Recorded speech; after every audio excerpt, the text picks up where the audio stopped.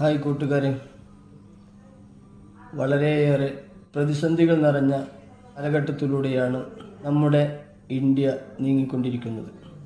നമുക്കറിയാം, NEET exam അതുമായി ബന്ധപ്പെട്ട് ഗുരുതരമായ ക്രമക്കേടുകൾ നടന്നതിൻ്റെ പേരിൽ ഒരുപാട് വിദ്യാർത്ഥികൾ ആത്മഹത്യ ചെയ്യുകയും വിദ്യാർത്ഥികളും രക്ഷിതാക്കളും വളരെയേറെ പ്രയാസങ്ങൾ സഹിക്കുകയും ചെയ്തു. ഇതിന് കാരണക്കാരായിട്ടുള്ളവർ ആയിരക്കണക്കിന് വിദ്യാർത്ഥികൾ അധികാരികളുടെ കണ്ണും കാതും തുറപ്പിക്കുന്നതിന് വേണ്ടിയിട്ട് ഡൽഹിയിലെ ജന്തർ മന്ദറിൽ ഒരുമിച്ച് കൂടി സമാധാനപരമായി പ്രതിഷേധം രേഖപ്പെടുത്തുകയുണ്ടായി. അതിൽ ലോക്ഭവനിലേക്ക് മാർച്ച് നടത്താൻ വേണ്ടി തീരുമാനിക്കുകയും 20-ന് മാർച്ച് നടത്തുകയും ചെയ്തു.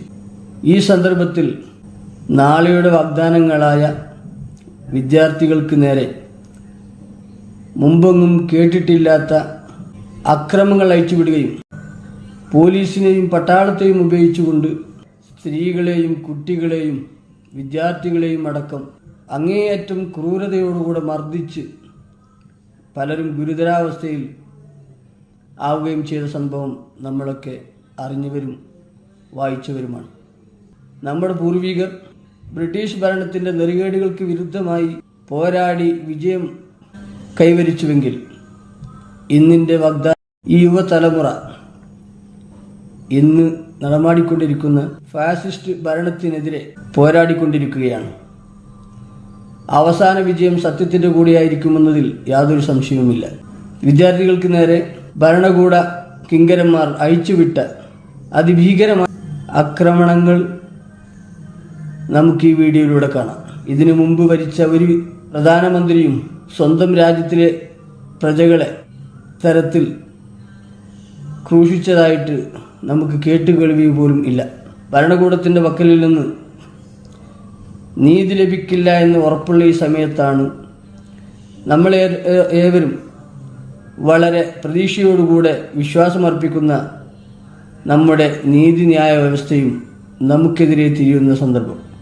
ഡൽഹി ഹൈക്കോർട്ടിലേക്ക് ഇതുമായി സംബന്ധപ്പെട്ട് ഹർജി സമർപ്പിച്ചപ്പോൾ ഇതിലേക്ക് ഞങ്ങളെ വലിച്ചയക്കേണ്ടതില്ല എന്നാണ് നീതിന്യായ വ്യവസ്ഥയുടെ മറുപടി. ഈ അവസ്ഥയിലാണെങ്കിൽ ഈ ഭാരതത്തിൽ ജീവിക്കുന്ന ഓരോ പൗരനും നീതി ലഭിക്കുകയില്ല എന്ന് മാത്രമല്ല, ജീവിക്കാൻ ഉള്ള സ്വാതന്ത്ര്യം കൂടെ നഷ്ടപ്പെടുന്ന അവസ്ഥയിലേക്കാണുള്ളത്. 20-ന് നടന്ന പ്രതിഷേധത്തെ അങ്ങേയറ്റം ക്രൂരമായി ആക്രമിച്ച പോലീസും സൈന്യവും പിറ്റേ ദിവസം വിദ്യാർത്ഥികൾ നിയമം കയ്യിലെടുക്കുന്ന അവസ്ഥയാണ് നാം കണ്ടത്. അതിനർത്ഥം നീതി ലഭിക്കുമെന്ന പ്രതീക്ഷ വിദ്യാർത്ഥികൾക്ക് നഷ്ടപ്പെട്ടു എന്നതാണ് അറിയിക്കുന്നത്. അവർ പോലീസിനെ ഓടിച്ചിട്ടടിക്കുകയായിരുന്നു. ഇങ്ങനെ നമ്മുടെ രാജ്യത്ത് ക്രമസമാധാനം നഷ്ടപ്പെടുകയാണെങ്കിൽ ഇവിടെ ഭരിക്കുന്നവർക്കോ ജീവിക്കുന്നവർക്കോ അതുകൊണ്ടൊരു സമാധാനം ലഭിക്കുകയില്ല എന്ന് മാത്രമല്ല, ഇന്ത്യയുടെ വളർച്ച 50 വർഷം പിറകോട്ട് വലിക്കും എന്നതിൽ യാതൊരു സംശയവുമില്ല.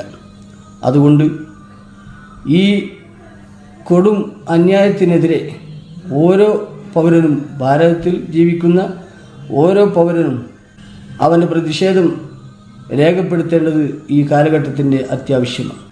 അതുകൊണ്ട് രാഷ്ട്രീയ ബോധത്തോടുകൂടെ നമ്മൾ പ്രവർത്തിക്കണം. നീതിക്ക് വേണ്ടി, ന്യായത്തിന് വേണ്ടി, ഭാരതത്തിൻ്റെ സുരക്ഷയ്ക്ക് വേണ്ടിയിട്ട്, നമ്മുടെ പുരോഗമനത്തിന് വേണ്ടി നമ്മളെല്ലാവരും ഉണർന്ന് ചിന്തിക്കണമെന്ന് ഈ സന്ദർഭത്തിൽ ഞാൻ ആഗ്രഹിക്കുകയാണ്.